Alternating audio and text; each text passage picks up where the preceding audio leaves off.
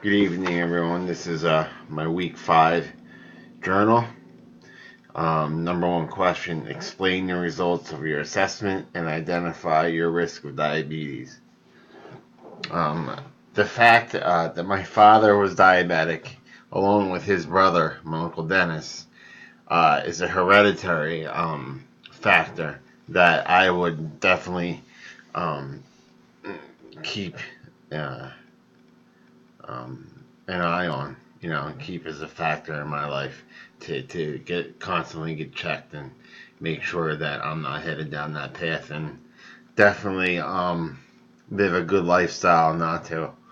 Reading the assessment hasn't swayed me really either way to say that I'm at risk or not.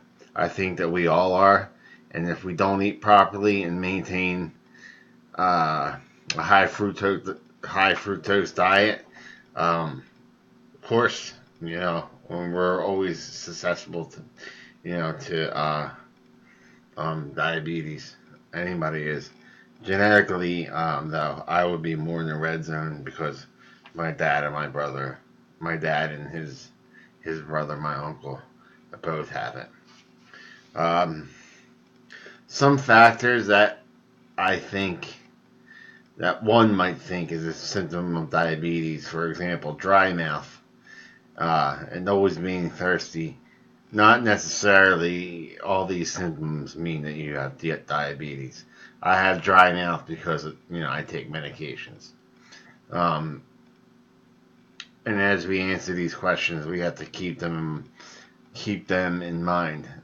The symptoms is not always related to the disease, and proper testing should be done on a regular basis. Diabetes mellitus can have a drastic effect on our physical well-being. It can lead to pancreatitis or even pancreatic cancer. This is what ultimately had killed my father. He had diabetes. He didn't really change his diet. He took his medicine, but because of his eating habits, it caused him to get pancreatic cancer. And 8 months later, he took his last breath. Professionally, it could have a negative effect on us because the lethargy, the weight gain, um, our cognition, diabetes.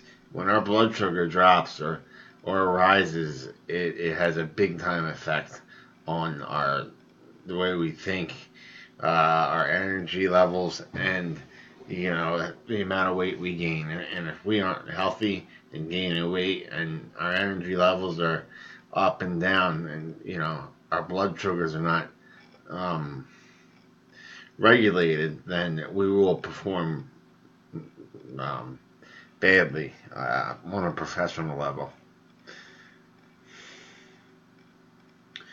Um, we should always be of sound mind at work.